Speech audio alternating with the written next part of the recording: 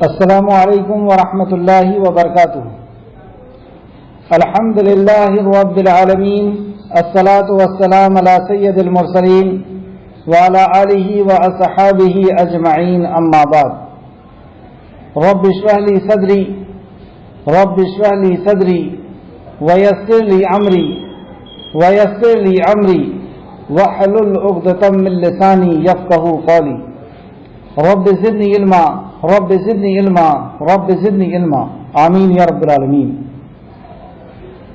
تمام تر تعریف، حمد، ثنا، کبریائی، بڑائی، بزرگی اور مجد اس خالق کائنات کے لیے لائق اور زیبا ہے جو ساری کائنات کا ایک و تنہا خالق، مالک، مربی اور منتظم ہے۔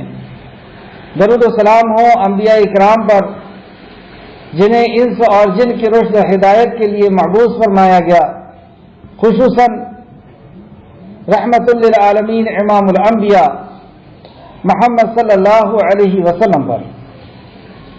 اس مختصر سے درود و سلام کے بعد معزز سامعین اکرام، سورہ اعراف کی آیت نمبر 94 سے آج کلاس رہے گی۔ جیسا کہ آپ لوگ جانتے ہیں کہ اب ہمارا 9واں پارہ شروع ہوا ہے آیت نمبر 88 سے۔ ہم 9ویں پارے تک آ چکے ہیں۔ ہمارے اندر اس قرآن کی کلاس سے، قرآن کے مطالعے سے، قرآن و حدیث کی معلومات حاصل کرنے سے ہمارے اندر کیا تبدیلی آئی، ہم اس کا بھی محاسبہ کریں اور اپنے مقصد کا بھی ہم آج جائزہ لیں گے، ہماری نیت کا بھی ہم جائزہ لیں گے کہ ہماری نیت کیا ہے اس کلاس کو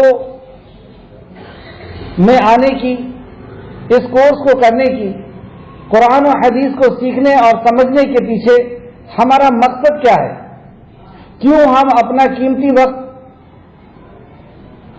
اس کام میں صرف کر رہے ہیں۔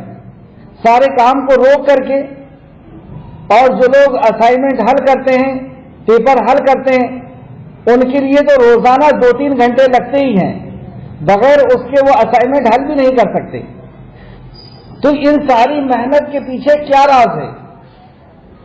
صرف اور صرف یہ کہ ہمارا خالق، ہمارا رب ہم سے راضی ہو جائے، وہ رب ہم سے راضی ہو جائے جو ہمارا خالق ہے، جو ہمارا مالک ہے، جو ہمارا مدبر ہے، وہ رب جس کی رحمت کے ہم ہمہ لمحہ محتاج ہیں، وہ خالق جو ہماری ضرورت کی چیزیں ہمارے کہنے سے پہلے ہمیں لا کر کے دیتا ہے، وہ رب جس نے ہمیں کان، آنکھ اور دل جیسی نعمت عطا کیا، وہ رب جو ہم سے کئی ماہوں سے زیادہ محبت کرتا ہے، وہ رب جس نے ہماری رشد ہدایت کے لیے اپنے کلام کو نازل فرما دیا، ہم سے کلام کر لیا اس کلام کے ذریعے، وہ رب جس نے ہماری رشد ہدایت کے لیے اپنے کلام کو سمجھانے کے لیے رحمت للعالمین امام الانبیاء کو منتخب کر دیا، وہ رب ہمارا ہم سے کیسے راضی ہو جائے، وہ رحمان اور رحیم رب، وہ خالق اور مالک اور رزاق رب، اس کو ہم کیسے راضی کریں، کیسے وہ ہم سے راضی ہو، یہ ہمارا مقصد ہے اس کلاس کا، کلام کو سیکھنے کا، دین پر عمل کرنے کا، دین کے اوپر جم جانے کا مقصد ہمارا صرف اور صرف یہ ہے کہ ہمارا رب ہم سے راضی ہو جائے، وہ رحمان اور رحیم رب ہم سے راضی ہو جائے۔ اب سوال یہ ہے کہ وہ کیسے راضی ہوگا؟ تو ہم اس کی مرضی کے مطابق زندگی گزاریں گے، اس کے حکم کے مطابق زندگی گزاریں گے تو وہ ہم سے راضی ہو جائے گا۔ اس کا حکم کیا ہے؟ اس کا سب سے پہلا حکم، سب سے پہلا فرض، سب سے پہلی وحی جو نازل کیا، جو سب سے پہلا حکم نازل کیا، وہ یہی کیا، اقرأ باسم ربک الذی خلق خلق الانسان من علق، پڑھ اپنے رب کے نام سے جس نے تجھے علق سے پیدا کیا۔ اور اس پڑھنے کو نبی کریم صلی اللہ علیہ وسلم نے اس رب کے حکم سے بتایا طلب العلم فریضۃ علی کل مسلم، کہ علم کا طلب کرنا، علم کا حاصل کرنا فرض ہے ہر مسلمان کے لیے، چھوٹا ہو بڑا ہو بوڑھا ہو جوان ہو عورت ہو مرد ہو، ہر کسی کے اوپر فرض۔ تو ہم اس رب سب سے پہلا اگر ہم کو اپنے رب کو راضی کرنا تو اس کے حکموں پر چلنا ہوگا، اور اس کے حکم میں سب سے پہلا حکم علم کا حاصل کرنا۔ اور علم کیا ہے؟ اللہ رب العزت کی وحی کا علم ہی علم ہے، اللہ کے کلام کا، نبی کے فرمان کا علم حاصل کرنا ہی علم ہے۔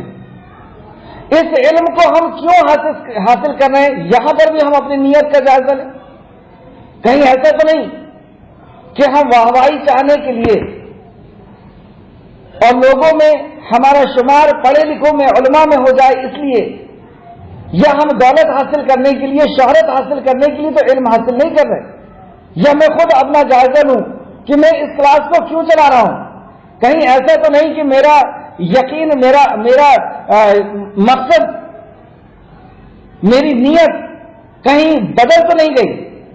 اگر نیت اس نیت سے ہٹ گئی کہ میرا رب مجھ سے راضی ہو جائے، میری آخرت سنور جائے، میرا خالق اور مالک مجھ سے راضی ہو جائے، اس نیت کے علاوہ کوئی اور نیت اگر آ گئی کہ میری شہرت ہو جائے گی، میں دولت مند ہو جاؤں گا، یا میرا شمار علماء میں ہو جائے گا، تو یہ ساری محنت، یہ ساری کوشش تباہ اور برباد ہو کر کے رہ جائے گی۔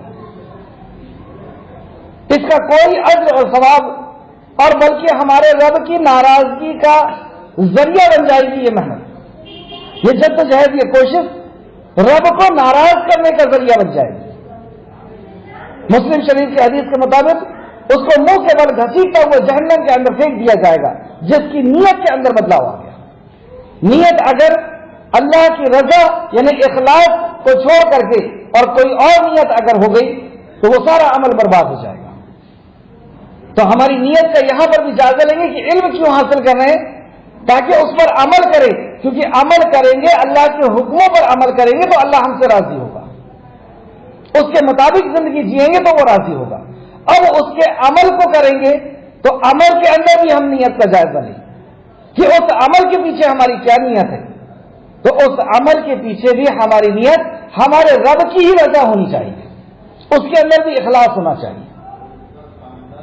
اگر رب کی رضا ہماری نیت ہے اور اللہ کی رضا کی نیت کے لیے، اللہ کو راضی کرنے کے لیے اگر ہم قرآن مقدس پر عمل کریں گے تو ہمارا رب ہم سے راضی ہوگا، اور پھر اسی کی بنیاد پر، اس اخلاص اور عمل کی بنیاد پر ہمیں اس پیغام کو لوگوں تک پہنچانا ہے۔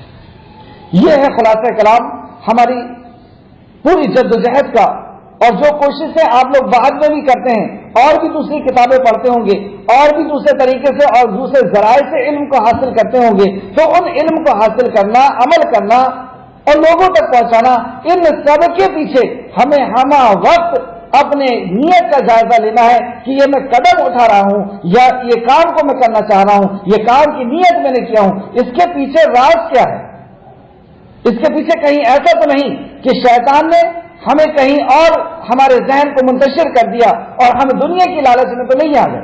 اللہ ہم سب کی حفاظت فرمائے، اللہ ہم سب کی حفاظت فرمائے، اللہ ہمیں ایمان عطا کرے، اللہ ہمیں اخلاص عطا کرے اور عمل کرنے کی توفیق اور رفیق عطا فرمائے، آمین یا رب العالمین۔ دوسرا یہ کہ ہم محاسبہ کریں کہ 9 پارے شروع ہونے والا ہے آج سے، اتنا کچھ ہم قرآن کے اندر پڑھ چکے ہیں، توحید کے، رسالت کے، آخرت کے تعلق سے، اور لوگوں کے واقعات کو دیکھ کر کے کہ نیک لوگوں کا کیا انجام ہوا، بدکاروں کا کیا انجام ہوا، اللہ کے نافرمانوں کا کیا انجام ہوا، ان سارے واقعات کو سن کر کے ہماری زندگی کے اندر کیا بدلاؤ آ رہا۔ اگر ہماری زندگی کے اندر بدلاؤ نہیں آ رہا تو ہم یہ سمجھ لیں کہ ہمارا یہ وقت لگانا اور یہ ہمارا پڑھنا لکھنا یہ سب ضائع اور برباد ہو جائے گا۔ ہماری زندگی کے اندر ہر دن بدلاؤ آنا چاہیے۔ جب جب ہم قرآن کو پڑھیں تو ہماری زندگی سے برائی نکل کر کے اور اچھائی کا داخلہ ہونا شروع ہونا چاہیے، تاکہ ہمیں دیکھ کر کے کوئی بھی یہ کہہ دے کہ یہ عام انسان نہیں ہے، یہ واقعی اللہ رب العزت کا بندہ ہے، یہ اس کو دیکھ کر کے ہم کو رب یاد آ جاتا ہے۔ اللہ ہم سب کو ویسی توفیق اور رفیق عطا فرمائے۔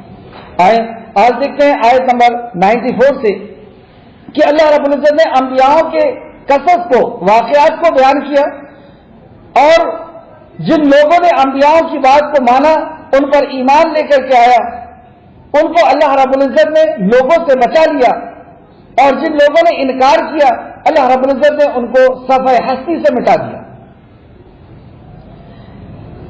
انبیاء علیہ السلام کو جب بھی اللہ رب العزت کسی قوم کے اندر مبعوث فرماتا ہے تو وہ رحمان اور رحیم رب انبیاء کو پہنچانے کے بعد اس قوم کے اندر تبدیلیاں پیدا کرتا ہے تاکہ وہ اللہ کی طرف رجوع کریں۔ اس بات کو اللہ رب العزت فرماتا ہے اعوذ باللہ من الشیطان الرجیم وما ارسلنا فی قریۃ، اور جب بھی ہم نے کسی بستی میں، کسی قریے میں نبی کو بھیجا تو اس بستی والوں کو تنگی اور سختی میں مبتلا کیا تاکہ وہ عاجزی اختیار کریں۔ جب بھی آپ کلاس کو سنیں تو آپ کی نظر قرآن مقدس کے اندر ہونا چاہیے، اور آپ کے پاس پین اور کاپی بھی ہونا چاہیے تاکہ اس سے ملتی جلتی اگر جو بھی میں آیت بیان کر رہا ہوں تو آپ اس کو نوٹ کر سکیں اور حدیث کو نوٹ کر سکیں۔ بہرحال اللہ فرماتا ہے جب بھی ہم نے کسی بستی میں کوئی نبی بھیجا تو اس بستی والوں کو تنگی اور سختی میں مبتلا کیا تاکہ وہ عاجزی اختیار کریں۔ تین بات۔ سب سے پہلی بات یہ کہ اللہ رب العزت طے کرتا ہے کسی بستی کے لیے کسی نبی کو، جس بستی کے لیے چاہے اور جس نبی کو چاہے اس کے لیے اللہ رب العزت منتخب کرتے ہیں، اور جب نبی اور رسول اس بستی میں جاتے ہیں تو اس بستی کے لوگوں کو تنگی اور خوشحالی میں مبتلا کرتا ہے۔ اللہ رب العزت کیوں تنگی اور پریشانی میں مبتلا کرتا ہے، کیوں خوشحالی میں مبتلا کرتا ہے؟ تاکہ وہ اللہ کی طرف رجوع کریں۔ تو کچھ خوش نصیب ایسے ہوتے ہیں کہ جب بھی ان کے اوپر تنگی یا خوشحالی آتی ہے تو وہ اللہ کی طرف رجوع کرتے ہیں۔ جیسے آپ دیکھ سکتے ہیں سورہ اعراف آیت نمبر 168 میں بھی اللہ فرماتا ہے ہم نے انہیں آزمایا اچھے حال دے کر اور برے حال دے کر۔ دیکھیے معزز سامعین اکرام، اللہ رب العزت نے ہمیں اس دنیا میں بھیجا ہی آزمائش کے لیے ہے، ہمیں خوشحال کر کے بھی آزما رہا ہے اور دکھ اور پریشانی دے کر کے بھی آزما رہا ہے۔ اور یہاں پر اس آیت کے اندر اگر ہم غور کریں تو اللہ رب العزت کا کتنا بڑا احسان و کرم ہے کہ نبی کو بھیجنے کے بعد اس نے اب ہمارے حالات کے اندر تبدیلیاں کرنا شروع کر دی کہ تم غور کرو کہ یہ حالات جو بدل رہے ہیں، کبھی تمہیں خوشحالی ہو رہی ہے، کبھی تمہیں تنگی ہو رہی ہے، اس کے پیچھے کیا راز ہے؟ اور مومن اس چیز کو سمجھ لیتا ہے اور وہ اللہ رب العزت کی طرف رجوع کرتا ہے۔ جیسے نبی کریم صلی اللہ علیہ وسلم نے فرمایا، مسلم شریف حدیث نمبر 2999 اور مسند احمد نے بھی اس حدیث کو روایت کیا ہے، صحیح حدیث ہے۔ نبی کریم صلی اللہ علیہ وسلم فرماتے ہیں مرد مومن کا معاملہ بھی تعجب انگیز ہے، مرد مومن کا معاملہ بھی تعجب انگیز ہے کہ اللہ تعالی اس کے لیے جو بھی فیصلہ فرمائے وہ بہتر ہی ہوتا ہے۔ اللہ تعالیٰ اس کے لیے جو بھی فیصلہ فرمائے وہ بہتر ہی ہوتا ہے۔ اگر اسے آسودگی حاصل ہوتی ہے تو وہ اس سے شکر بجا لاتا ہے، اگر اسے کچھ خوشحالیاں ملتی ہیں تو وہ اللہ رب العزت کا شکر کرتا ہے، وہ اللہ کی طرف رجوع کرتا ہے۔ جیسے اس آیت میں فرمایا اللہ کی طرف رجوع کرتا ہے۔ کیا ہوتا ہے مومن کا حال کہ جب اسے کوئی نعمت اللہ رب العزت کی طرف سے ملتی ہے، بچے ملتے ہیں یا دولت ملتی ہے یا شہرت ملتی ہے، تو وہ اللہ کی طرف رجوع کرتا ہے کہ اے آقا میرے اندر یہ صلاحیت نہیں تھی، میرے اندر یہ طاقت نہیں تھی، میرے اندر یہ قوت نہیں تھی کہ میں اس نعمت کا حقدار تھا۔ اے اللہ تیرا شکر ہے کہ تو نے مجھے یہ نعمت عطا کیا، اے اللہ تیرا شکر ہے کہ تو نے مجھے اس نعمت سے نوازا، وہ اللہ رب العزت کا شکر کرتا ہے کہ میں اس لائق نہیں، میری ڈگری اور میری صلاحیت، میری طاقت اور میری قوت، یہ کوئی چیز اس لائق نہیں تھی کہ میں اس نعمت کو حاصل کر سکتا۔ اے اللہ تیرا شکر ہے تو نے مجھے عطا کیا۔ غور کریں لفظوں پہ کہ اللہ تیرا شکر ہے تو نے عطا کیا، تو جب انہیں خوشحالی ملتی ہے، یہ مومن کی صفت ہے، تو وہ اللہ کی طرف رجوع کرتا ہے کہ اللہ تو نے عطا کیا ہے۔ اب ہم اپنا جائزہ لیں، اور اگر انہیں کوئی تنگی پہنچتی ہے تو وہ اس پر صبر کرتا ہے۔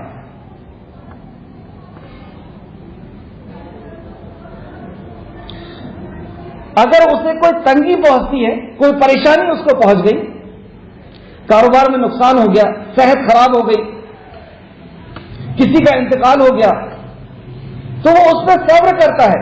صبر کیسا؟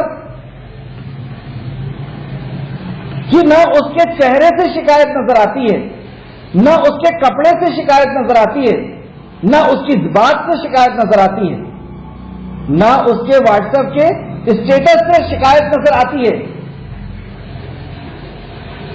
وہ اپنے رب کی رضا پہ راضی ہے، کوئی اس کو پہچان نہیں سکتا کہ اس کے اوپر کوئی پریشانی ہے، کیونکہ وہ جانتا ہے کہ اگر میں نے اس کی شکایت کی تو گویا کہ میں اپنے رب کی شکایت کر رہا ہوں، اور وہ اپنے رب سے اس قدر محبت کرتا ہے کہ اس کو یقین ہوتا ہے کہ میرے رب نے میرے لیے یہ فیصلہ کیا ہے، میرا رب میرے لیے غلط فیصلہ نہیں کر سکتا، میرے رب کا یہ حکم ہے، میرے رب کا حکم میرے لیے غلط نہیں ہو سکتا، میں اپنی رب کی رضا پہ راضی ہوں۔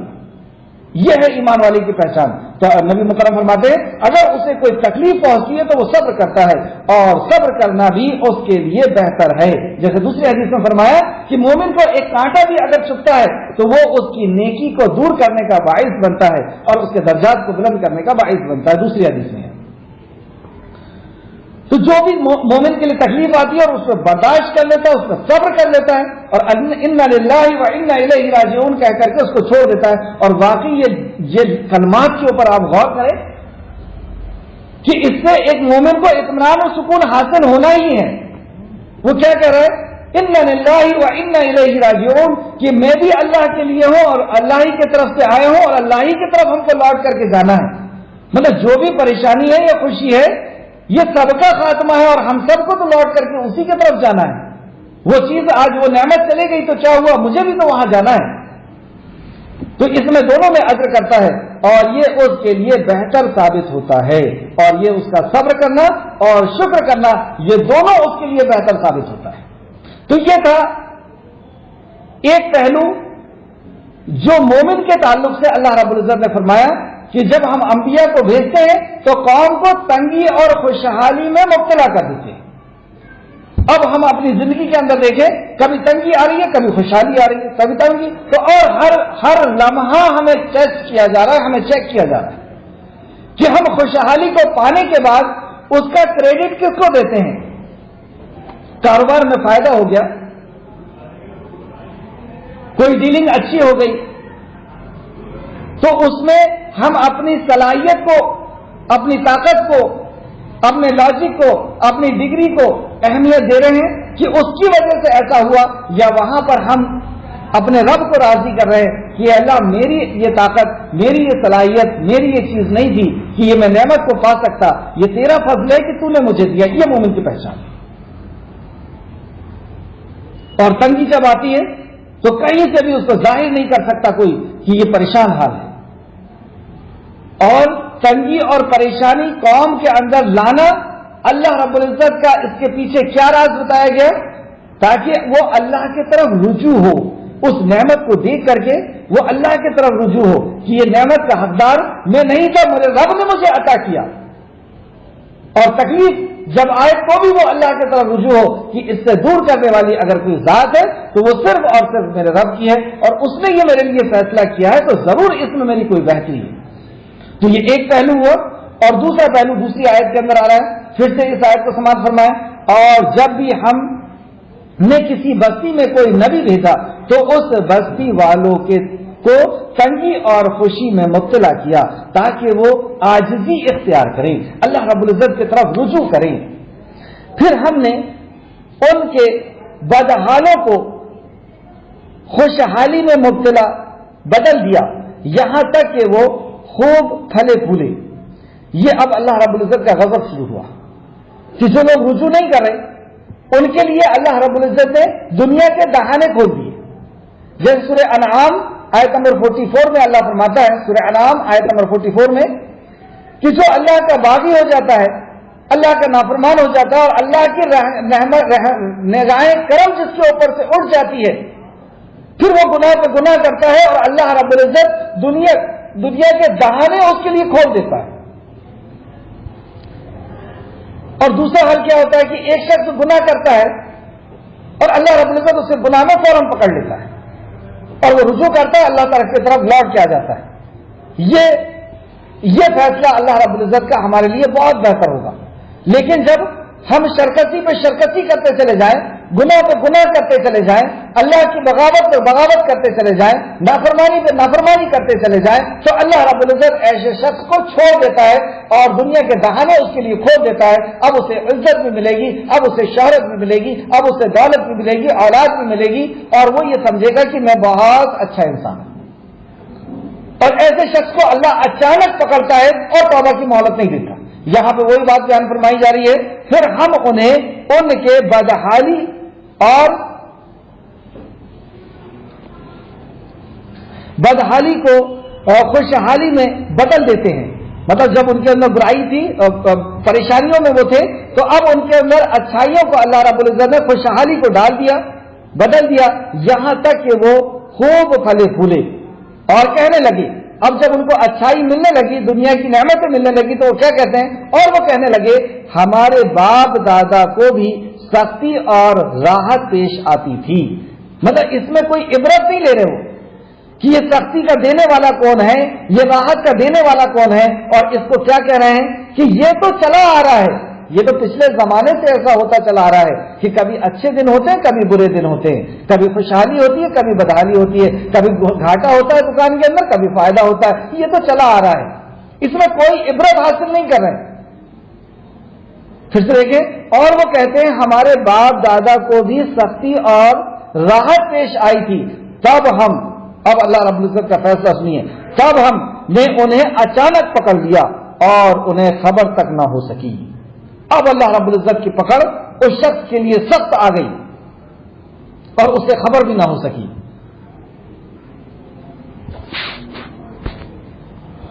اللہ ہم سب کو محفوظ رکھے۔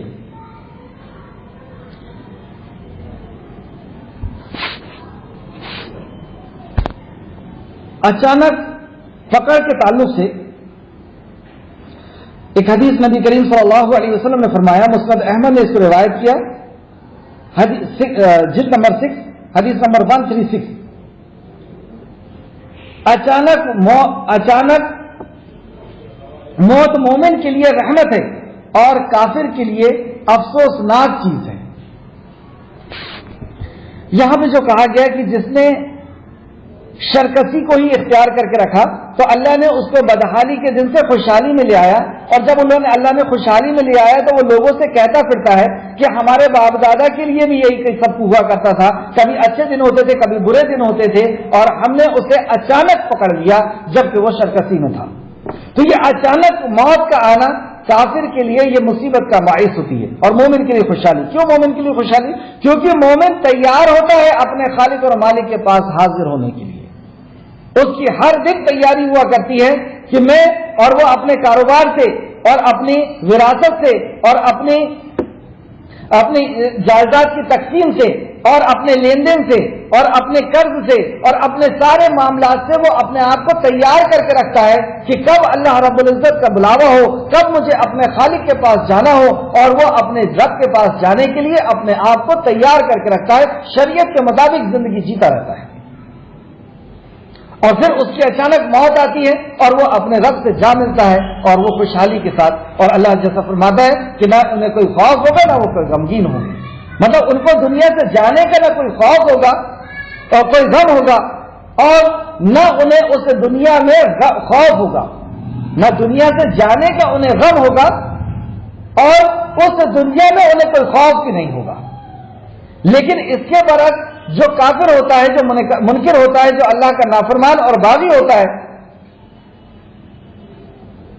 وہ اس دنیا سے جانے کی تیاری نہیں کر پاتا ہے, اور اچانک اس کی موت آتی ہے, اس کو توبہ کا موقع بھی نصیب نہیں ہوتا, اور توبہ نہ کر پانے کی وجہ سے اس کے لیے گھاٹے اور خسارے کا باعث ہوتا ہے. اب وہ جاتے وقت بھی غم میں ہے, اور جہاں جا رہا ہے وہاں کا خوف اس کو لاحق ہے, کیونکہ تیاری نہیں کیا, اس لیے دنیا کو چھوڑنے کا غم ہے, اور جہاں پہ جا رہا ہے وہاں کا خوف اس کو ہے قبر کے منزلوں کا اور حشر کے میدان کا اور ہمیشہ ہمیشہ کی زندگی کا. ان دو آیتوں سے ہمیں کیا وصیت, کیا سبق ملتا ہے؟ سب سے پہلے یہ کہ ہمارے اوپر بھی نبی آ چکے ہیں, ہمارے لیے بھی نبی کو مبعوث کیا جا چکا ہے. رحمت للعالمین امام الانبیاء ہمارے لیے نبی اور رسول بنا کر کے بھیجے گئے ہیں, ہمارے لیے آئیڈیل رہبر اور رہنما بنا کر کے بھیجے گئے, اور اب ہمیں تنگی اور خوشحالی میں آزمایا جا رہا ہے. اگر اس خوشحالی میں جو خوشی ہمیں ملی ہے اس کا شکر ہم ادا کرتے ہیں, اور غم میں اگر ہم صبر کرتے ہیں کہ یہ میرے رب کا حکم ہے اور میرا رب میرے لیے غلط فیصلہ نہیں کر سکتا, تو وہ ہے کہ ہم مومن ہیں. اور دونوں حال میں خوشی ہو یا غم ہو, اگر ہم اللہ کی طرف رجوع کر رہے ہیں تو دونوں حال میں ہمیں اجر ملے گا, جو حدیث میں نے بتایا اس کے مطابق. اور اگر ہمیں خوشی ملتی ہے اور اس کا خوشی کا کریڈٹ ہم اپنی صلاحیت کو دیتے ہیں یا اپنی کسی وسائل کو دیتے ہیں, اور دکھ اور پریشانی میں ہم لوگوں کو بتاتے پھرتے ہیں کہ میرے ساتھ ہی ایسا ہونا تھا اور میں تو اتنا پریشان ہوں اور میری تو پریشانی میں زندگی گزر گئی, تو وہ ہے کہ اللہ نے ہمارے لیے تقدیر ایسے لکھ دیا, ہم اللہ کے اوپر اعتراض کر رہے ہیں. تو ہمیں یہ سبق ملتا ہے کہ ہم ہر حال میں اپنے رب سے راضی رہیں, اس پر ایمان لے کر کے آئیں. اللہ ہم سب کو محفوظ رکھے اور ایمان پہ ہمیں جمع دے. آیت نمبر 96 دیکھتے ہیں. اور اگر ان بستی والے ایمان لے آتے اور پرہیزگاری اختیار کرتے,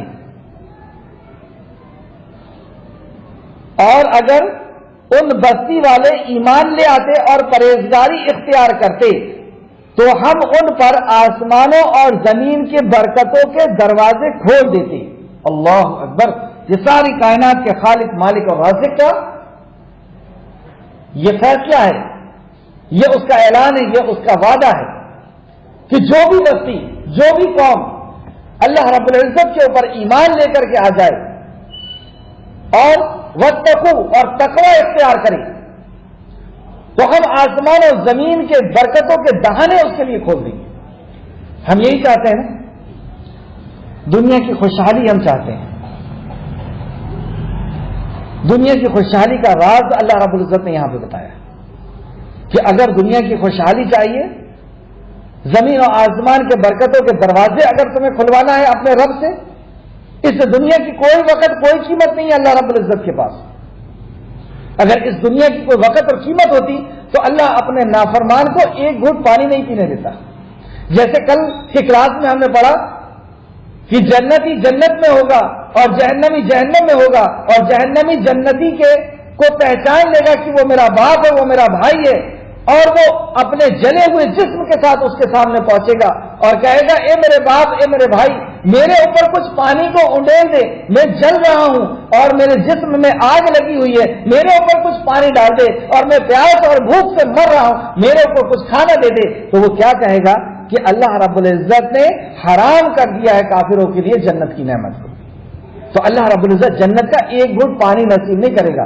وہاں کی قیمت ہے اللہ کے پاس جنت کی, اس دنیا کی کوئی قیمت نہیں. اس لیے اللہ رب العزت دنیا میں ہر کسی کو جو چاہو وہ کر لو, اور دنیا اصل میں دنیا اصل میں اس ایگزام حال بھی ہے, اور اللہ رب العزت نے یہاں آزمائش کے لیے چھوڑا ہے ساری نعمتیں دے کر کے اور ساری فیسلٹی دے کر کے کہ تم اللہ کو مان کر کے زندگی جیتے ہو یا اللہ کی بغاوت میں زندگی جیتے ہو.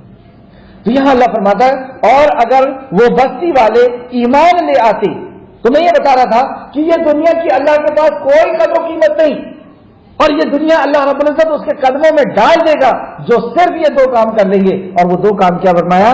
ایمان لے آئے اور تقوی اختیار کر لیں. ایمان کیا؟ اللہ رب العزت کے وحدانیت پر ایمان کہ اللہ واحد ہے، اس کی ذات کے اعتبار سے، اس کی صفات کے اعتبار سے، اس کی عبادت کے اعتبار سے، اور اس کے رب ہونے کے اعتبار سے، ہر اعتبار سے رب کو واحد مان لے، اکیلا مان لے. اس کے نبی پر ایمان لے آئے، اس کی کتابوں پر ایمان لے آئے، آخرت کے دن پر ایمان لے آئے، تقدیر پر ایمان لے آئے، اور ایمان اور اس کے بعد تقوی اختیار کرتا ہے، یعنی اللہ رب العزت سے ڈر کر کے زندگی جیتا ہے. اللہ سے ایسی محبت کہ اس کی نافرمانی کا ڈر ہو، ایسی وہ زندگی جیتا ہے. تو اللہ رب العزت یہ راز کو یہاں پر بتا رہا ہے کہ دنیا کے اور زمین اور آسمان کی رحمتوں اور برکتوں کے دہانے اللہ رب العزت اس کے لیے کھول دے گا. اس بات کے اوپر اگر آپ سرچ کریں، غور کریں، تو آپ دیکھیں گے کہ دنیا میں جب بھی جس قوم نے بھی اس دو بات کے اوپر یقین پر عمل کیا، یعنی ایمان لائے اور تقوی اختیار کیے، تو اللہ رب العزت نے دنیا کو ان کے قدموں کے اوپر ڈال دیا. اس تعلق سے سورہ یونس آیت نمبر 98 میں بھی اللہ فرماتا ہے، سورہ یونس آیت نمبر 98، تو کوئی بستی ایسی کیوں نہ ہوئی کہ ایمان لے آئے تو اس کا ایمان اسے نفع دیتا. مطلب کوئی بھی بستی جب ایمان لے آتی تو اس کا ایمان اسے نفع دیتا. ہاں، یونس کی قوم کہ جب وہ ایمان لے آئی تو ہم نے دنیا کی زندگی میں ان سے ذلت کا عذاب دور کر دیا. سبحان. یونس علیہ السلام کی قوم جب انہوں نے اپنے اوپر عذاب کو آتے ہوئے دیکھا تو وہ سمجھ گئے اور انہوں نے اللہ رب العزت سے معافی مانگی، گڑ گڑا کر رو کر کے اللہ رب العزت سے دعا کی کہ اللہ ہم نے تیرے نبی کی نافرمانی کی، ہمیں تیرے کلام کی نافرمانی کی، تیرے حکموں کی نافرمانی کی، ہمیں تیرا حق کسی دوسرے کو دیا، مخلوق کو دیا، اور وہ توبہ اور استغفار کر کے اور اللہ رب العزت کی رحمت کے اندر آ گئی. لیکن یہاں پر یہ بیان نہیں کیا گیا کہ اس نے توبہ کی. پھر سے غور کریں اس آیت کو، تو کوئی بستی ایسی کیوں نہ ہوئی کہ ایمان لے آئے تو اس کا ایمان اسے نفع دیتا. ایمان لے آئے تو اس کا ایمان اسے نفع دیتا. ہاں، یونس کی قوم کہ جب ایمان لائی تو ہم نے دنیا کی زندگی میں ان کے ذلت کا عذاب ان سے دور کر دیا. ایمان لے آئے تو ہم نے عذاب کو دور کر دیا. اصل میں ایمان کی علامت ہے کہ جب ایمان انسان کے اندر آتا ہے تو وہ سب سے پہلے اپنے رب کی بارگاہ میں ہاتھ اٹھاتا ہے اور اپنے گناہوں کو یاد کرتا ہے، اپنے رب سے اپنے گناہوں کی توبہ کرواتا ہے، کیونکہ اسے ایمان آ گیا مرنے کے بعد کی زندگی کا، اسے ایمان آ گیا اپنے رب کے رب ہونے کا کہ وہ میرا رب ہے جو میرے گناہوں کو جانتا ہے اور وہ معاف کرنے پر بھی قادر ہے، اور اسے آخرت کا یقین آتا ہے. تو جب ایمان آتا ہے تب توبہ اور استغفار انسان کی زندگی کے اندر آتا ہے، تب اس کے اندر اصلاح آتی ہے، تب اس کے اندر تقویٰ آتا ہے. تو ایمان ہی تقویٰ کو پیدا کرتا ہے، ایمان ہی عمل کو پیدا کرتا ہے. یہاں سے بات پتہ چلی. اور پھر اللہ رب العزت نے اس آیت کے اندر کیا فرمایا کہ ہم ان کے اوپر سے ذلت کا عذاب دور کر دیتے ہیں. آج ہم عذاب کے اندر ملوث ہیں. اس عذاب سے دور ہونے کا، اور اس سے پہلے کئی آیتیں کلاس کے اندر 9 پارے تک گزر چکی، 8 پارے تک گزر چکی ہیں کہ اس عذاب سے اگر ہمیں نکلنا ہے تو اس کا راستہ یہی کہ ہم صحیح معنوں میں ایمان لے آئیں، تاکہ ہمارے دل سے اور ہمارے اندر سے اللہ رب العزت کے سامنے استغفار اور توبہ کا ظہور ہو. اس طریقے سے آیت ایک اور دوسری جگہ اللہ فرماتا ہے سورہ صافات آیت نمبر 147 سے 148 تک، اور ان کو لاکھوں یا اس سے بھی زیادہ لوگوں کے طرف پیغمبر بنا کر بھیجا تو وہ ایمان لے آئے تو ہم بھی ان کو ایک وقت تک فائدہ دیتے رہیں. مطلب جو بھی قوم ایمان لے آئے تو ہم اس کو دنیا میں ایک وقت تک فائدہ دیتے رہیں. تو یہ تھا ایک حصہ کہ جو قوم ایمان لے آئے گی اور تقوی اختیار کرے گی تو اللہ رب العزت دنیا کی رحمتوں اور برکتوں کے دہانے ان کے لیے کھول دے گا. لیکن دوسرا پہلو اب دیکھیں، لیکن انہوں نے جھٹلایا، تو ہم نے انہیں ان کے برے عمل کے باعث پکڑ لیا جو وہ کیا کرتے تھے. کچھ لوگ تھے جنہوں نے ایمان لے آیا تو اللہ رب العزت فرماتا ہے کہ میں نے ان کے لیے دنیا کی عزت اور شہرت اور نعمتوں کے طرف دہانے کو کھول دیا, اور لیکن جنہوں نے انکار کر دیا, جنہوں نے بغاوت کر لی, جنہوں نے کفر کیا, ہم ان کو پکڑ لیا کرتے ہیں اور اللہ رب العزت نے ان کو اپنے عذاب میں گھیر لیا. کیا پھر بستی والے اس بات سے بے خوف ہو گئے ہیں کہ ان پر ہمارا عذاب رات کو آ جائے اور وہ سوئے ہوئے ہوں؟ اللہ اکبر. یہ ہم بھی غور کریں کہ ہم کس انتظار میں. اگر ہم اللہ کی طرف رجوع نہیں کر رہے ہیں, ہم ایمان نہیں لا رہے ہیں, تقوی اختیار نہیں کر رہے ہیں اور بغاوت پہ بغاوت کرتے چلے جا رہے ہیں, قرآن حدیث کو جاننے کے بعد اس کی نافرمانی پہ نافرمانی کیے جا رہے ہیں, تو اللہ رب العزت فرماتا ہے آیت نمبر 97, کیا پھر بستی والے اس بات سے بے خوف ہو گئے ہیں کہ ان پر ہمارا عذاب رات کو آ جائے اور وہ سوئے ہوئے ہوں, سوئے ہوئے پڑے ہوں, یا بستی والے اس بات سے بے خوف ہو گئے ہیں کہ ان پر ہمارا عذاب آ جائے اور وہ کھیل اور وہ کھلے تماشے میں مصروف ہوں, وہ کھیل تماشے میں مصروف ہوں. کیا ہم اس انتظار میں ہیں کہ رات کے کسی وقت ہمارے اوپر یہ جو بیماری چل رہی ہے وہ لگ جائے, یا دن میں کسی وقت اور ہم کسی کھیل اور تماشے میں دنیا کی لالچ میں اور دنیا کی تمام میں ہم لوگ لگے ہوئے ہیں اور وہ عذاب ہم پر آ جائے, کیا اس وقت ہمیں ہوش آئے گا؟ کیا پھر وہ آیت نمبر 99, کیا وہ پھر اللہ کی تدبیر سے بے خوف ہو گئے؟ مطلب اللہ رب العزت کی تدبیر سے, اللہ رب العزت کے فیصلے سے بے خوف ہو گئے ہیں. اللہ کی تدبیر سے بے خوف تو وہی لوگ ہوتے ہیں جو خسارہ اٹھانے والے ہیں, جو نقصان اٹھانے والے ہیں. اللہ رب العزت کے چاروں طرف سے جو ہم اللہ کا غضب دیکھ رہے ہیں, اللہ کی نافرمانی کے بعد اللہ رب العزت کی ناراضگی کا جو ہم مشاہدہ کر رہے ہیں, اس کے بعد بھی اللہ کی تدبیر پر ہمیں ہوش نہیں آیا, تو کیا ہم کس انتظار میں؟ پھر سے کیا ہے, کیا پھر وہ اللہ کی تدبیر سے بے خوف ہو گئے ہیں؟ کوئی ان کو ڈر نہیں ہے کہ اللہ کا عذاب آ جائے گا؟ اور اللہ کی تدبیر سے بے خوف تو وہی لوگ ہوتے ہیں جو خسارہ اٹھانے والے یعنی نقصان اٹھانے والے ہیں. امام حسن بصری رحمت اللہ علیہ نے فرمایا ہے کہ مومن نیک کام کرتے ہوئے بھی ڈرتا اور لرزتا اور خوف زدہ رہتا ہے. مومن نیک کام کرتے ہوئے بھی ڈرتا, لرزتا اور خوف زدہ رہتا ہے کہ پتہ نہیں یہ عمل میرا قبول ہوگا نہیں ہوگا. اور فاجر گناہ کرتے ہوئے بھی اور فاجر گناہ کا کام کرتے ہوئے بھی امن اور سکون میں ہوتا ہے. یہ ہماری حالت تو نہیں ہو گئی کہ ہم نافرمانی میں نافرمانی بھی کر رہے ہیں اور امن اور سکون کے اندر ہماری زندگی جی رہے ہیں. ہمیں کوئی پرواہ ہی نہیں کہ اللہ رب العزت کس قدر خطرناک ہے.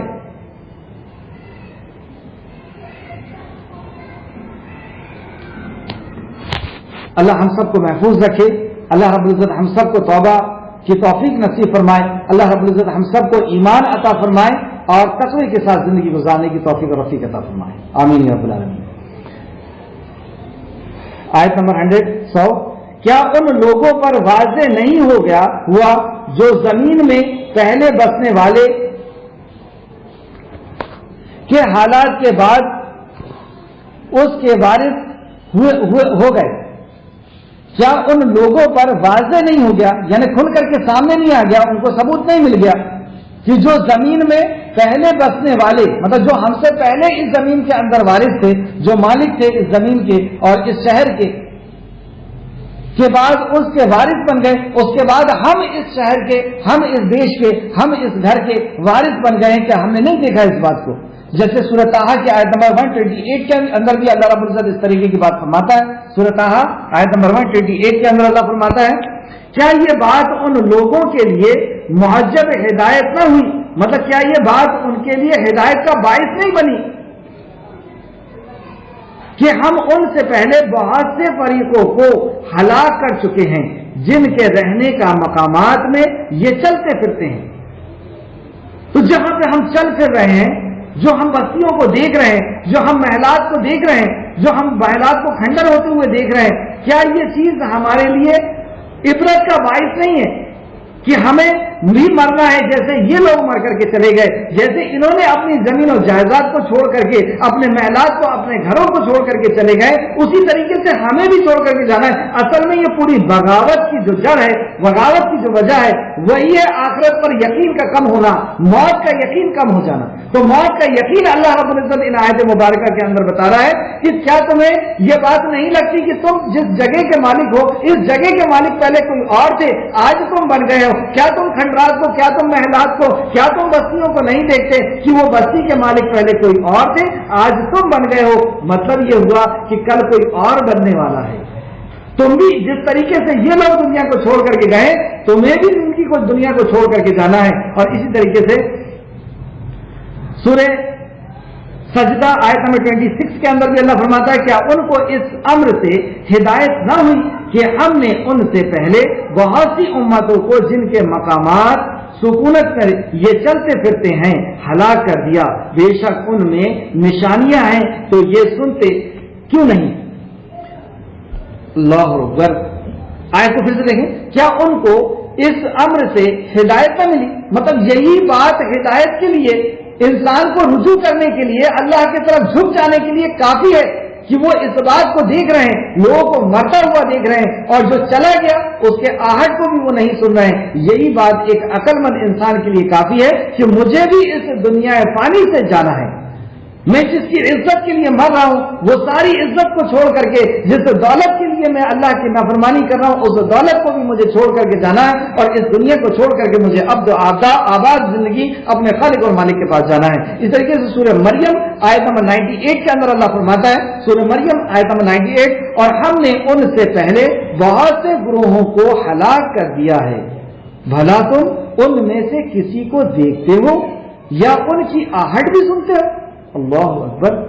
کتنا کھول کھول کر کے اللہ رب العزت آیتوں میں بیان فرما رہا ہے کہ تم یقین کر لو کہ تمہیں مرنا ہے، اور جس دل کو موت کا یقین ہو جائے اسے پھر کسی نصیحت کی ضرورت نہیں، اسے پھر کسی وصیت کی ضرورت نہیں.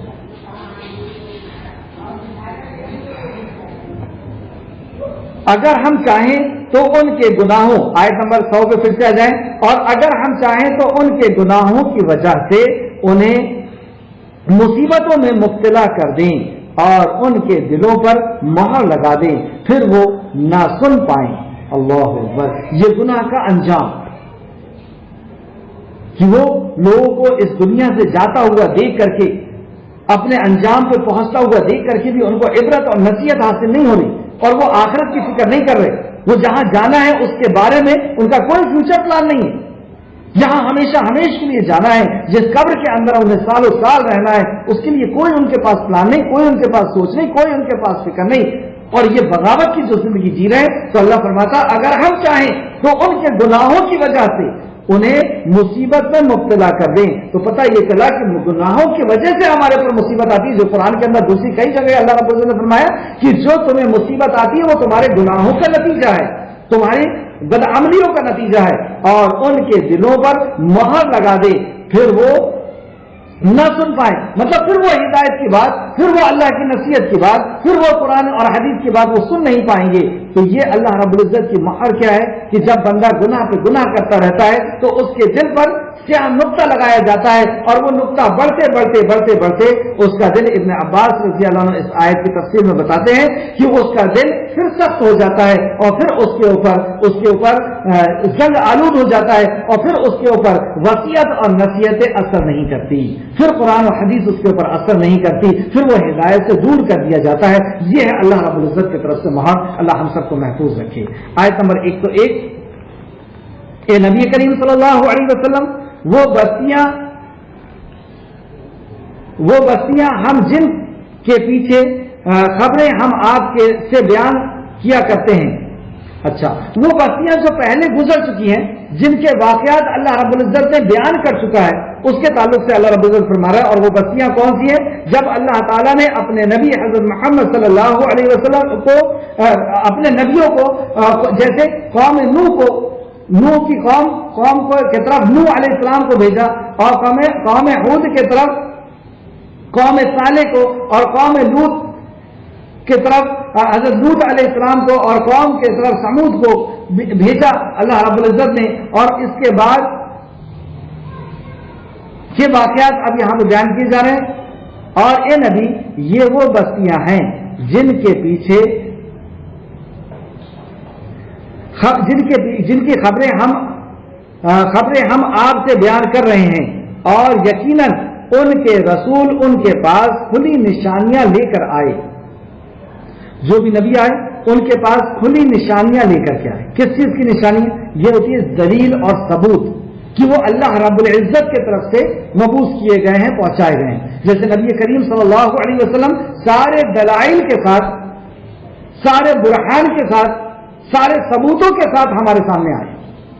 اور آج پوری دنیا اس بات کو ماننے پر مجبور ہے، ایمان ہو یا بغیر ایمان ہو، ہر لوگ اس بات کو ماننے پہ مجبور ہیں کہ نبی کریم محمد صلی اللہ علیہ وسلم یہ عام شخصیت نہیں تھی. یہ وہ شخصیت تھی جن کی ہر چیز پر انہوں نے جس چیز کو فرض بتا دیا، جس چیز کو سنت بتا دیا، جس کام کو کرنے کا حکم دیا، جس کام سے کرنے کا روک دیا، جس کو کھانے کا حکم دیا، جس سے رک جانے کا حکم دیا، جس کو پینے کا حکم دیا، ہر چیز پر اس سائنٹیفک دور میں، اس سائنٹیفک یگ میں اس کی تحقیق کی گئی، اس پر ریسرچ کیا گیا، اور لوگ اس بات کو ماننے پر مجبور ہو گئے کہ یہ اللہ رب العزت کے نبی ہیں، اللہ کی طرف سے بھیجے گئے ہیں. ایسے برہان اور دلیل کے ساتھ اللہ رب العزت نے بھیج دیا. تو پھر سے دیکھیں، اے نبی کریم صلی اللہ علیہ وسلم، یہ وہ بستیاں ہیں جن کی کچھ خبریں ہم آپ سے بیان کرتے ہیں، اور یقیناً ان کے رسول ان کے پاس کھلی نشانیاں لے کر آئے. چنانچہ جس چیز کو وہ پہلے جھٹلا چکے تھے اس پر ایمان لانے کے روادار نہ ہوئے، اس پر وہ ایمان لانے کے روادار نہ ہوئے. یعنی پہلے نبی ان کے پاس آئے، صحیح معجزے اور برہان اور دلیل کو لے کر کے آئے، انہوں نے ایمان نہیں لایا، تو اللہ رب العزت فرماتا ہے کہ پھر ان کے بعد ان کو ایمان نصیب نہیں ہوا. اور اللہ اسی طرح کافر کے دلوں پر مہر لگا دیا کرتا ہے. جب پہلی بار نبی ان کے سامنے آتے ہیں اور انہیں معجزے دکھاتے ہیں، انہیں دلیل دیتے ہیں، انہیں ثبوت مل جاتا ہے اور وہ ایمان نہیں لاتے، تو اللہ رب العزت ان کے اوپر مہر لگا دیتا ہے، اور پھر اللہ رب العزت انہیں ایمان سے روک دیتا ہے. آیت نمبر 102، اور ہم نے ان میں سے اکثر میں عہد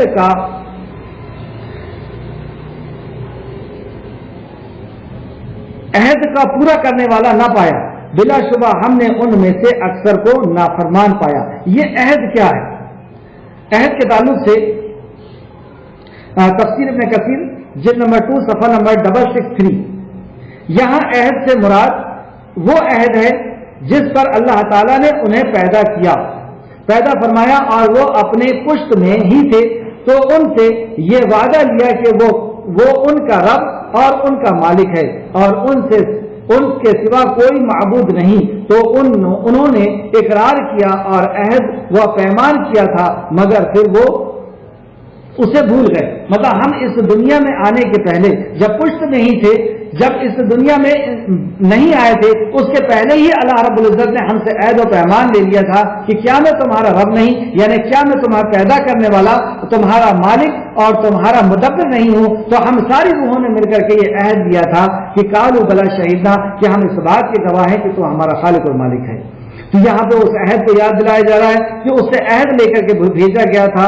اور یہ عہد اگر آپ اس کے اوپر غور کریں تو واقعی یہ عہد ہم سب اور دنیا کا ہر انسان جانتا ہے.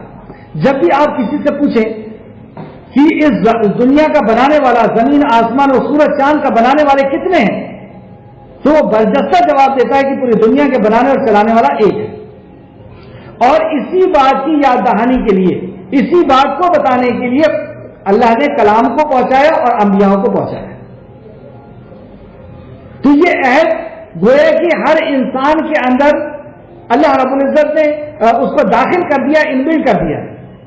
ہر کوئی یہ کہتا ہے بھلی وہ 10 کو حاجت روا اور مشکل کشا اپنا سمجھتا ہے، لیکن جب اس سے پوچھا جاتا ہے کہ دنیا کا بنانے اور چلانے والے کتنے ہیں تو وہ ایک ہی کہتا ہے. اور اس طریقے سے مسلم شریف کی حدیث کو نوٹ کریں. مسلم شریف حدیث نمبر 2865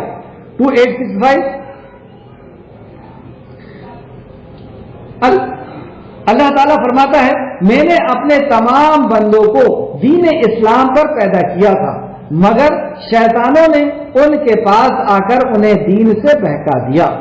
تو دین سے بہکانا کیا ہوتا ہے؟ اللہ رب العزت فرما رہا ہے، پھر سے حدیث دیکھیں اور یہ حدیث قدسی ہے، میں نے اپنے تمام بندوں کو دین اسلام پر پیدا کیا تھا مگر شیطانوں نے ان کے پاس آ کر انہیں دین سے بہکا دیا. تو ہم دین پر ہیں یا نہیں ہیں، یا بہکے ہوئے ہیں یا دین پر ہیں، یہ کیسے پتا چلے گا؟ تو حدیث کا دوسرا حصہ، اور ان کے لیے وہ چیزیں حرام قرار دے دی جو میں نے ان کے لیے حلال کر دیا تھا. سبحان اللہ. مطلب یہ ہوا کہ جو چیز اللہ نے حلال کیا ہے اسے ہم حرام کر لیں، جو چیز اللہ نے حرام کیا ہے اسے ہم حلال کر لیں. جیسے غیبت کرنا، جھوٹ بولنا، چغلی کرنا، یا شراب پینا، جوا کھیلنا، مرڈر کرنا، چوری کرنا. جو چیز اللہ رب العزت نے حرام کیا ہے ہم اسے حلال کر لیں، اور جو چیز اللہ نے حلال کیا ہے وہ ہم اسے حرام کر لیں. تو یہ چیز ہے بہکنا. اور ان کے لیے وہ چیز حرام قرار دے دی جو ہم نے ان کے لیے حلال قرار دی تھی. دوسری حدیث جو امام بخاری نے بھی روایت کیا، بخاری شریف حدیث نمبر 1385، مسلم شریف حدیث نمبر 2658. صحیح حدیث ہے، صحیحین میں ہے، یعنی بخاری اور مسلم دونوں میں. ہر بچہ فطرت اسلام پر پیدا ہوتا ہے، پھر اس کے والدین اسے یہودی، عیسائی یا مجوسی بنا دیتے ہیں. تو ہم فطرت پہ پیدا ہوئے ہیں، اسلام پہ پیدا ہوئے، توحید پرست پیدا ہوئے ہیں، لیکن معاشرے کے ساتھ رہ کر کے اور شیطان کے اس میں آ کر کے ہمیں بہکا دیا جاتا ہے. تو اس آیت میں آیت نمبر 103 دیکھتے ہیں. پھر ان نبیوں کے بعد ہم نے موسیٰ کو اپنی نشانیوں کے ساتھ فرعون اور اس کے درباریوں کے پاس بھیجا.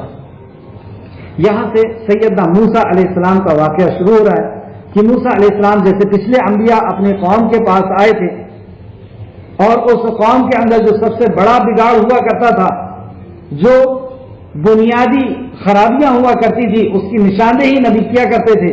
تو موسیٰ علیہ السلام کو بھی اللہ رب العزت نے ایک ظالم بادشاہ فرعون کی طرف بھیجا. اور جب وہ فرعون کے پاس پہنچتے ہیں تو پھر ان نبیوں کے بعد ہم نے موسیٰ کو اپنی نشانیوں کے ساتھ، کس کے ساتھ؟ نشانیوں کے ساتھ. یہاں پر اس بات کو ہمیں غور کرتے ہوئے چلنا ہے کہ ہمارے پاس بھی نبی آئے ہیں اور نشانی لے کر کے آئے ہیں. فرعونیوں نے کیا کیا اور ہم کیا کر رہے ہیں؟ کیونکہ یہی نصیحت ہمیں لینا ہے. ہمیں ہر آیت کو اپنے لیے پڑھنا ہے کہ میرے لیے اس میں کیا مطالبہ ہے، میرے لیے اس میں کیا وصیت ہے، میرے لیے میرا رب اس میں کیا نصیحت دے رہا ہے. کہیں ایسا تو نہیں کہ وہ قوم جو اللہ کے نبیوں کی باغی ہوا کرتی تھی، کہیں ایسا تو نہیں کہ میں بھی اللہ کا نبی کا باغی ہو گیا ہوں، کہیں اللہ کے کلام کا باغی ہو گیا ہوں. پھر سے دیکھیں، پھر ان نبیوں کے بعد ہم نے موسیٰ کو اپنی نشانیوں کے ساتھ فرعون اور اس کے درباریوں کے پاس بھیجا. اللہ نے نشانیوں کے ساتھ بھیجا، یعنی دلیل کے ساتھ بھیجا. تو انہوں نے ان نشانیوں کو نہ مانا. پھر دیکھو فساد کرنے والوں کا انجام کیا ہوا. یہاں پہ ایک آیت میں پوری بات اللہ رب العزت نے سمیٹ کر کے رکھ دی کہ میں نے نبی بنایا موسیٰ کو، اور موسیٰ کو معجزے دیے، اس کو ثبوت دیا، اس کو نشانیاں دیا کہ وہ اللہ کا نبی ہے، یہ ثبوت دے دو. یہ ثبوت دیکھ کر کے انہیں یقین ہو جائے گا کہ واقعی یہ اللہ رب العزت کے نبی ہیں. لیکن اس کے بعد وہ بغاوت کریں گے تو پھر دیکھ لو ہمارا انجام کیا ہوتا ہے. آگے دیکھیں، انجام کے تعلق سے چند آیتیں اور دیکھ لیتے ہیں، کچھ ہی وقت بچا ہوا. موسیٰ نے کہا، اے فرعون، بے شک میں سب جہانوں کے رب کے طرف سے رسول ہوں. وقال موسیٰ، اور کہا موسیٰ نے، یا فرعون، اے فرعونیوں، انی رسول ہوں، بے شک میں رسول ہوں. کس کا رسول؟ کس کا میسنجر؟ کس کا پیغام لے کر کے آیا ہوں؟ کس کی بات لے کر کے آیا ہوں؟ من رب کی، میں تمہارے مطلب رب کی. رب کون؟ جو خالق ہے، جو مالک ہے، جو مدبر ہے. اور کس کا؟ صرف مصر کا، صرف بنی اسرائیل کا، صرف فرعونیوں کا نہیں، عالمین، سارے عالم کا جو رب ہے میں اس کے طرف سے رسول بنا کر کے بھیجا گیا ہوں، جو تیرا میرا اور ساری دنیا کا رب ہے، میں اس کے طرف سے آیا۔ پھر اس کے بعد کہتے ہیں مجھ پر واجب ہے کہ میں اللہ کے طرف سے حق کے سوا کچھ نہ کہوں۔ سبحان اللہ، میرے پر واجب ہے، فرض ہے کہ میں حق بات جو اللہ نے مجھ تک دی ہے میں اتنی بات تم تک پہنچا دوں، یہ میرے پر واجب ہے۔ جو اللہ کا پیغام ہے میں اس بات کو تم تک پہنچا دوں، میری ڈیوٹی، میرا کام صرف اتنا ہی ہے۔ تحقیق میں تمہارے پاس تمہارے رب کے طرف سے واضح دلیل لایا ہوں۔ لفظوں پہ غور کریں، جب آپ کسی بادشاہ کو دعوت دیں، جب آپ کسی حکمراں کو دعوت دیں، جب آپ کسی شرکت اور نافرمان شخص کو دعوت دیں تو دعوت کا انداز کیا ہوگا؟ پھر سے آئے دیکھیں، مجھ پر واجب ہے کہ میں اللہ کے طرف سے حق کے سوا کچھ نہ کہوں۔ یہ سب سے پہلے ہمارے لیے ایک اللہ کی طرف سے فرض ہے کہ ہم صرف اتنی بات کہیں جو دلیل سے ثابت ہو، جو اللہ کا کلام ہو یا نبی کا فرمان۔ ہم اپنے طرف سے کوئی بات نہیں کہہ سکتے۔ اگر ہم نے اپنے طرف سے بات کہا تو ہم پہلے ہی مرحلے میں اور پہلی چیز میں ہم فیل ہو جائیں گے اور اللہ کی ناراضگی کا باعث ہم بن جائیں گے، ناراضگی کے باعث ہماری یہ بات بن جائے گی۔ تو ہم اللہ کی بات کہیں اور اس کے بعد کیا کہا؟ تحقیق میں تمہارے رب کے پاس، تحقیق میں تمہارے پاس تمہارے رب کے طرف سے واضح دلیل لایا ہوں۔ تمہارے رب، یہ کانسیپٹ مدعو کا سب سے پہلے کلیئر کرنا ہمارے لیے ضروری ہے کہ میں اپنے کسی بابا کی طرف، میں اپنے کسی مذہب کی طرف، میں اپنے کسی دیوی دیوتا کی طرف یا میں اپنے کسی معبود کی طرف تم کو نہیں بلا رہا۔ میں تم کو کہاں بلاؤں گا؟ میں کسی اپنے مذہب کی طرف تم کو نہیں بلا رہا ہوں، میں تو تمہارے رب کی طرف تم کو بلا رہا ہوں۔ کون ہے تمہارا رب؟ کیا تمہارا رب پتھر ہو سکتا ہے؟ کیا تمہارا رب سورج ہو سکتا ہے؟ کیا تمہارا رب جانور ہو سکتا ہے؟ کیا تمہارا رب پیڑ ہو سکتا ہے؟ کیا تمہارا رب انسان ہو سکتا ہے؟ تو جو تمہارا رب ہے، اور ہر شخص جانتا ہے کہ میرا رب کون ہے، وہ جانتا ہے کہ زمین و آسمان کا بنانے والا، سورج و چاند کا بنانے والا، کان، آنکھ اور دل کا بنانے والا وہ رب ہے۔ اور جو رب ہے، کیا وہ تمہارا رب تمہارا رب بھولنے والا ہو سکتا ہے؟ کیا تمہارا رب سونے والا ہو سکتا ہے؟ کیا تمہارا رب مر جانے والا ہو سکتا ہے؟ تو یہ سب جانتے ہیں۔ تو کتنا اہم لفظ استعمال کیا موسیٰ علیہ السلام نے، تحقیق میں تمہارے پاس تمہارے رب کی طرف سے واضح دلیل لایا ہوں، یعنی میں تمہارے رب کی طرف سے آیا اور ثبوت لے کر کے آیا ہوں کہ میں اللہ کا نبی ہوں۔ سبحان اللہ۔ اور یہ دلیل، یہ ثبوت کیا تھا؟ یہ تھے معجزے، اور ہر نبی کو ایک معجزے دیے گئے۔ نبی کریم صلی اللہ علیہ وسلم نے فرمایا ہر نبی کو معجزے دیے گئے اور وہ معجزے لے کر کے وہ نبی اس دنیا سے رخصت ہو گئے، یعنی وہ معجزے ان کی زندگی میں ان کے ساتھ تھے۔ حدیث کا میں مفہوم بتا رہا ہوں، الفاظ ضرور ہو سکتے ہیں کہ ان کی زندگی میں وہ معجزے ان کے ساتھ تھے۔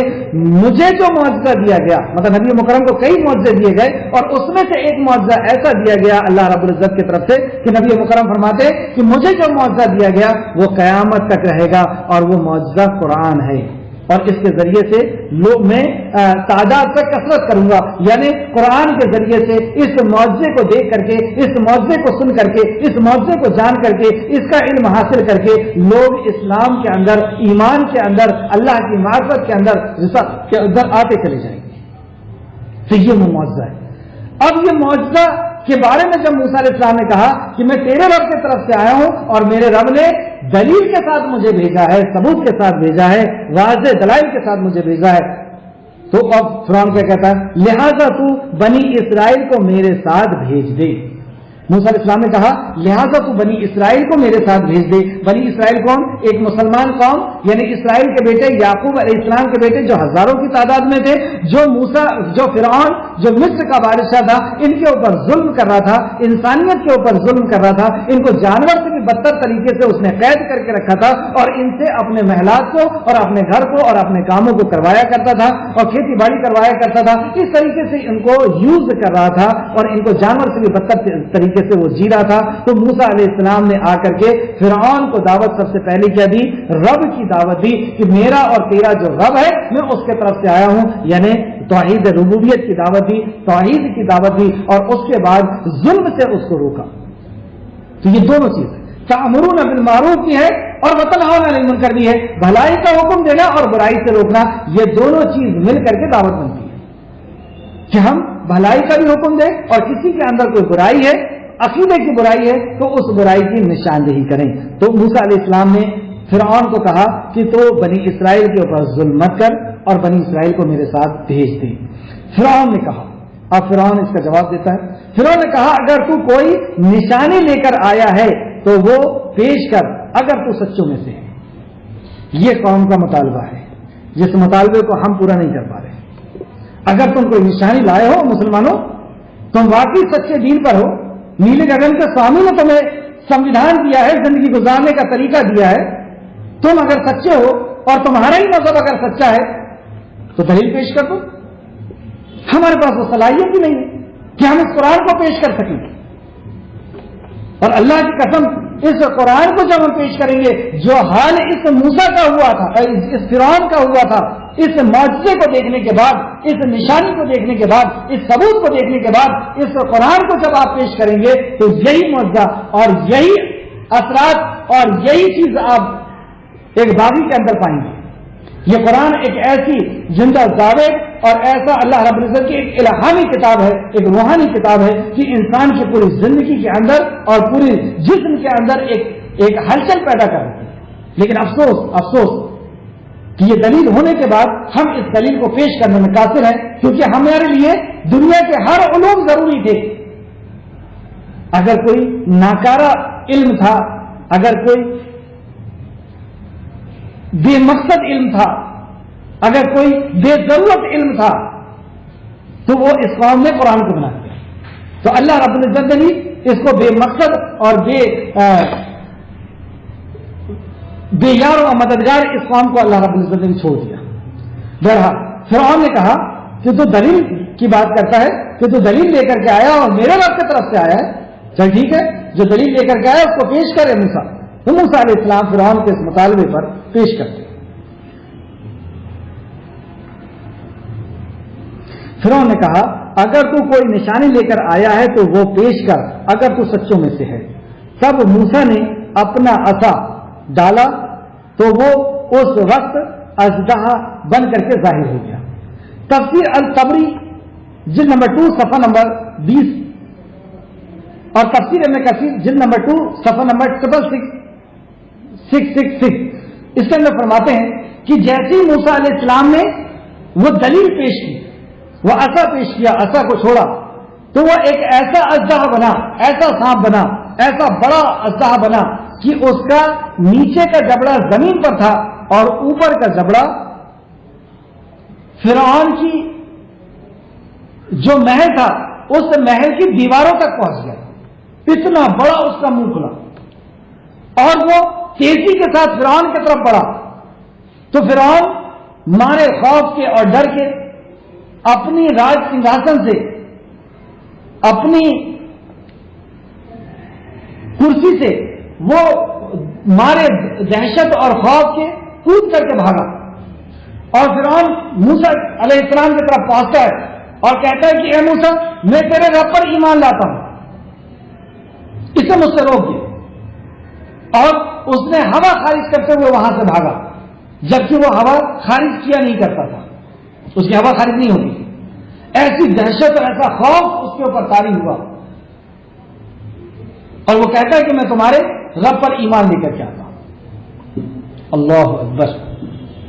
اور پھر موسیٰ علیہ السلام نے اپنا ہاتھ باہر نکالا تو وہ دیکھنے والوں کے لیے چمکتا ہوا سفید ہو گیا. مطلب بغل کے اندر ہاتھ ڈالا موسیٰ علیہ السلام نے اور باہر نکالا تو وہ چمکتا ہوا روشن بن گیا.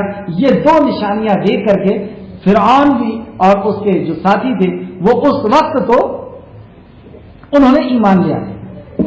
لیکن یہ ایمان کیسا تھا؟ یہ ایمان خوف کا تھا کہ خوف کی وجہ سے وہ مان گئے. کئی طریقے سے لوگ اسلام میں آ جاتے ہیں، کبھی خوف کے لیے آ جاتے ہیں، خوف سے ڈر کر کے آ جاتے ہیں، کبھی کسی لالچ کی وجہ سے آ جاتے ہیں، کبھی کسی فائدے کو دیکھ کر کے، دنیاوی فائدے کو دیکھ کر کے آ جاتے ہیں، کبھی رسم و رواج کو چلانا ہے باپ دادا کے اس لیے آ جاتے ہیں کہ صاحب ہم مسلمان ہیں، کیوں ہیں؟ کیونکہ وہ باپ دادا سے چلا آ رہا ہے، نکاح بھی کرنا ہوتا ہے اور میت ہو جاتی ہے تو دفن کرنا ہوتا ہے، اور یہ ایک مذہب ہے، زندگی گزارنے کا طریقہ ہے، اس لیے ہم آ گئے۔ تو ایسا ایمان یہ تھا فرعون کا۔ لیکن اگلے ہی پل جب موسیٰ علیہ السلام وہاں سے چلے گئے تو پھر وہ دوسرا اعلان جاری کرتا ہے، اور وہ کیا اعلان کرتا ہے انشاءاللہ تعالیٰ کل کی کلاس میں ہم اس کو دیکھیں گے کہ بظاہر اس نے ایسا کہہ تو دیا کہ میں ایمان والا ہوں، لیکن جیسے ہی تھوڑی سی راحت ملی تو اگلے ہی پل وہ انکار کر دیتا ہے کہ نہیں، یہ کوئی معجزہ نہیں ہے، یہ تو جادوگر ہے، یہ تو جادو ہے، جادو کی وجہ سے ایسا ہو گیا تھا۔ ہم کس وجہ سے انکار کر رہے ہیں؟ اللہ کے کلام کا، نبی کے فرمان کا۔ ہم نے اس کو کیا سمجھا ہے؟ نعوذ باللہ، کیا ہم نے کس سے کہانی کی کتاب سمجھا ہے؟ کیا ہم نے اسے جیسے دوسرے مذاہب ہیں اس طریقے سے ہم نے زندگی گزارنے کا ایک طریقہ سمجھ لیا ہے؟ ہم خود اپنے ایمان کا جائزہ لیں کہ کیوں نہیں ہماری زندگی کے اندر وہ بدلاؤ آ رہا ہے، کیوں نہیں ہماری زندگی کے اندر وہ انقلاب آ رہا ہے؟ جو پہلے لوگ آپ دیکھیں گے، اسی کے اندر ایک بہت عجیب سی بات آپ کو میں بتاتا ہوں کہ موسیٰ علیہ السلام نے جب اپنا عصا ڈالا، ابھی آگے جو فرعون نے یہ کہا کہ یہ جادوگر ہے اور یہ جادو کی وجہ سے، تو دوسرے جادوگروں کو اس نے بلایا اور جادوگروں کے سامنے جب موسیٰ علیہ السلام نے اپنا عصا ڈالا تو وہ جادوگر نے آپس میں دیکھا اور بات کیا کہ ہم میں سے کوئی اس کا شاگرد نہیں ہے اور کوئی اس کا استاد بھی نہیں ہے موسیٰ کا۔ دوسری بات یہ کہ دنیا کے پورے ہم جادوگر ہیں، یہاں پہ پورے مصر کے ہم جادوگر ہیں اور ہم میں سے کوئی ان کا نہ استاد ہے نہ کوئی ان کا شاگرد ہے، اس کا مطلب یہ جادوگر نہیں ہے۔ اور یہ جو انہوں نے ڈالا ہے عصا، یہ جادو نہیں ہے، جو ہم نے ڈالا ہے وہ جادو ہے۔ اور وہ فوراً موسیٰ علیہ السلام کے اوپر ایمان لے کر کے آتے ہیں۔ تو ان کا ایمان کیسا تھا کہ موسیٰ نے فرعون نے فوراً یہ حکم جاری کیا کہ میرے کہنے کے بغیر تم نے ایمان کیسے لے کر کے آ گئے؟ میں تمہیں سخت سزا دوں گا، ایک طرف کا ہاتھ اور دوسرے طرف کا پیر کاٹ کر کے سولی پر لٹکا دوں گا۔ اور یہ سارے کے سارے نے یہ کہا کہ اے موسیٰ، اے فرعون، تو کیا کر سکتا ہے؟ ہمارا صرف ہماری جان لے سکتا ہے۔ اور یہ سب کٹنا انہوں نے گوارا کر لیا، ایک طرف کے ہاتھ کاٹے گئے، دوسرے طرف کا پیر کاٹا گیا اور ان کو سولی دے دی گئی، لیکن اس کے بعد بھی انہوں نے انکار نہیں کیا ایمان کا۔ اس کے بعد بھی انہوں نے موسیٰ علیہ السلام کے نبی ہونے کا اور اللہ رب العزت کے رب ہونے کا انکار نہیں کیا۔ یہ ایک لمحے کا ایمان اتنا مضبوط، ایک وقت کا ایمان اتنا مضبوط، ایک بار معجزہ دیکھ لینے کے بعد کا ایمان اتنا مضبوط، اور ہم پیدائشی مسلمان اور دیکھتے چلے آ رہے ہیں اللہ کے کلام کو، نبی کے فرمان کو، اور سارے معجزے ہم پڑھ چکے اور ساری کتابیں ہم پڑھ چکے، سب کچھ سمجھ چکے، اور اس کے بعد ہمارے ایمان کا یہ حال کہ ذرا سی کوئی مصیبت اور پریشانی آتی ہے بس ہمارا ایمان ڈگمگا جاتا ہے۔ کیوں ہے یہ فرق؟ کیوں نہیں ہماری زندگیوں کے اندر یہ بدلاؤ آ رہا ہے؟ اللہ رب العزت سے ہم سب دعا کریں کہ اللہ رب العزت ہمیں صحیح معنی میں ایمان عطا فرما دے۔ ایمان سے قیمتی کوئی نعمت نہیں۔ نبی کریم صلی اللہ علیہ وسلم فرماتے ہیں اس روئے زمین پر، زمین کی پشت پر اگر ایک ایمان والا بھی رہے گا تو اللہ رب العزت دنیا کے نظام کو چلاتا رہے گا۔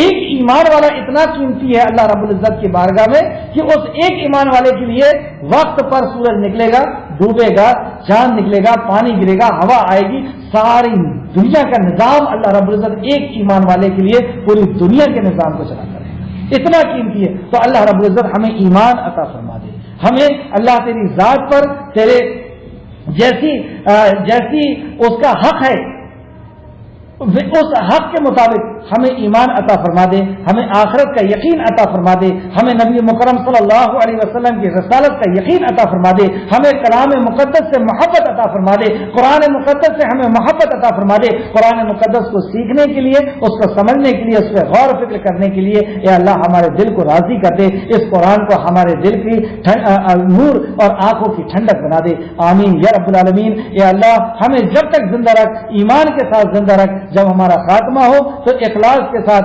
عمل کے ساتھ، ایمان کے ساتھ ہمارا خاتمہ ہو. آمین یا رب العالمین. السلام علیکم ورحمۃ اللہ وبرکاتہ.